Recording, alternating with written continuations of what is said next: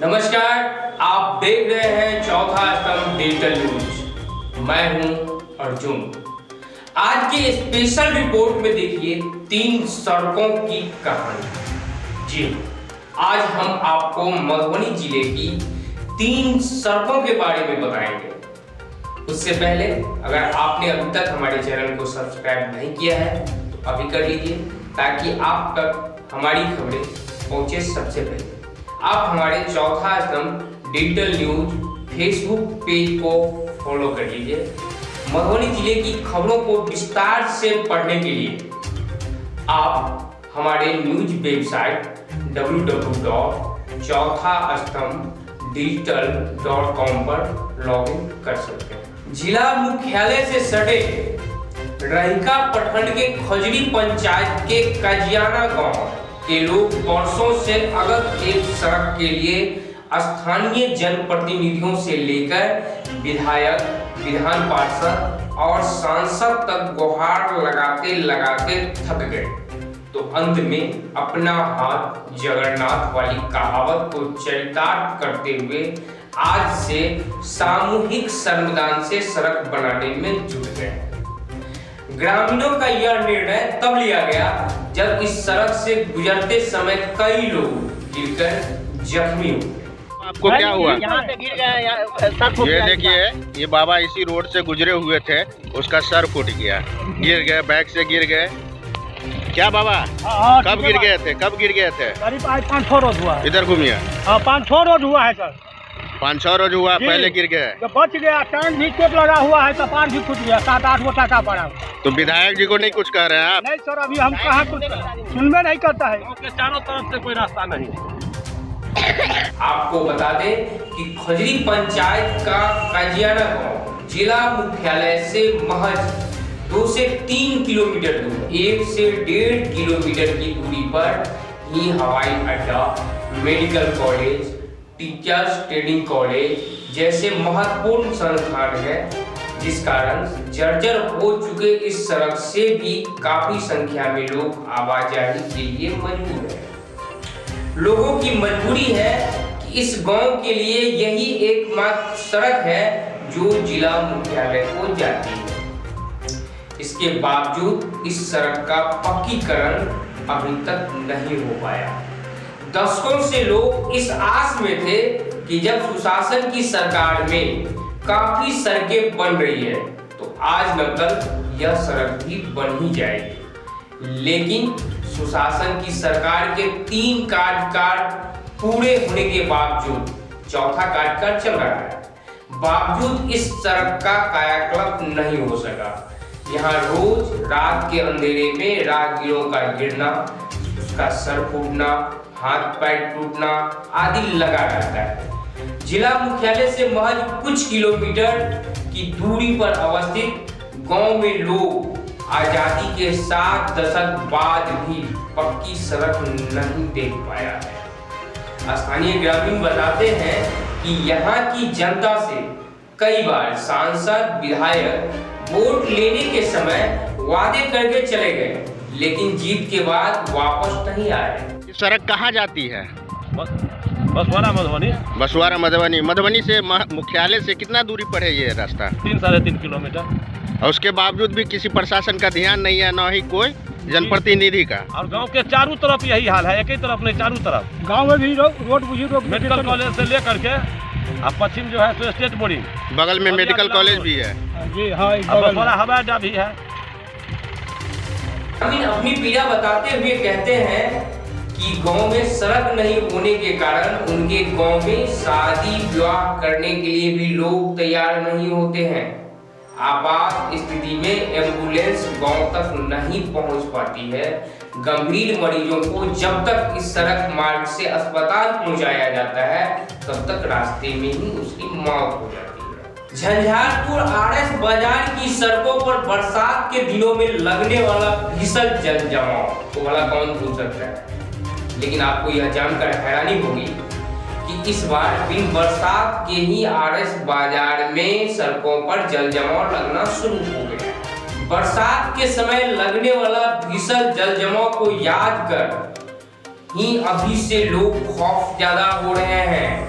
करीब 5 वर्ष पहले जब से सकरी निर्मली रेलखंड का आमान परिवर्तन का कार्य आरंभ हुआ, तभी से आरएस बाजार के सड़कों की दुर्दशा आरंभ हो गई। पिछले 2 वर्षों से आरएस बाजार के मुख्य सड़क पर लगने वाला भीषण जल जमाव व्यवस्था की नाकामी का पोल खोलते हुए स्थानीय प्रशासन से लेकर जिला प्रशासन और पूर्वोत्तर रेलवे के लिए सबसे बड़ा सिरदर्द बढ़ गया, जिसका हल अभी भी ढूंढा जा रहा है। आगे बरसात का महीना आने वाला है, जहां एक बार फिर से स्थानीय प्रशासन से लेकर जिला प्रशासन और पूर्वोत्तर रेलवे की परीक्षा होने वाली है।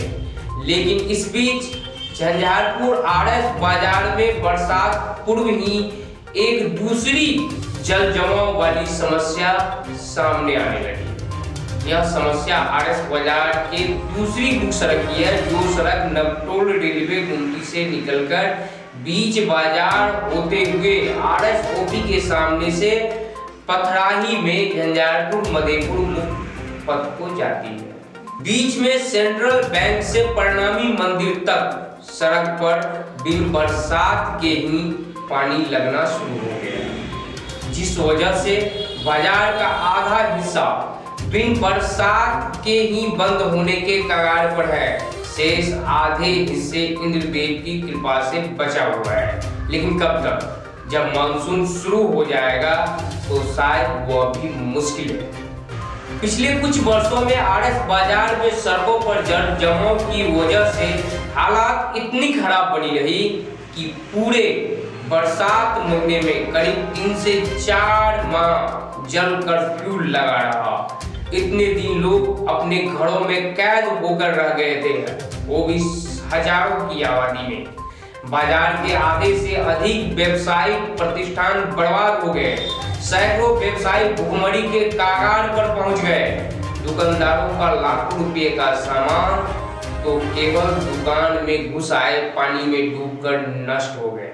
इस वर्ष बरसात से पूर्व आरएस बाजार के दूसरे मुख्य सड़क पर लग रहा जल जमाव आने वाले बरसात के समय किसी बड़े जल जमाव की संकट की ओर इशारा कर रही है, जिसे सोचकर ही लोग खौफ ज्यादा होने लगे हैं। न जाने कब आरएस बाजार की सड़कों पर लगा यह ग्रहण खत्म होगा। कोरोना से भी अधिक खतरे में जी रहे हैं निर्माणाधीन सड़क क्षेत्र के लोग। नियमित पानी का छिड़काव नहीं होने के कारण धुओं के गुंबार में गुम है सीमावर्ती क्षेत्र। बेनीपट्टी अनुमंडल के सीमावर्ती मधवापुर प्रखंड क्षेत्र में इंडो नेपाल सीमा पर अवस्थित एसएसबी कैंप को जोड़ने के लिए बनाई जा रही सीमा सड़क पर नियमित रूप से पानी का छिड़काव नहीं होने के कारण प्रखंड मुख्यालय सहित क्षेत्र धूल भूषित बना रहता है। यहाँ निर्माण एजेंसी द्वारा लगातार लापरवाही बरती जा रही है, जिससे निर्माणाधीन होने के साथ साथ सड़क पर उठ रहे धूल के गुब्बारों के कारण एक ओर जहां इस पर आवागमन काफी खतरनाक बन गया है, वहीं यह क्षेत्रीय पर्यावरण को भी काफी प्रदूषित बना रहा है।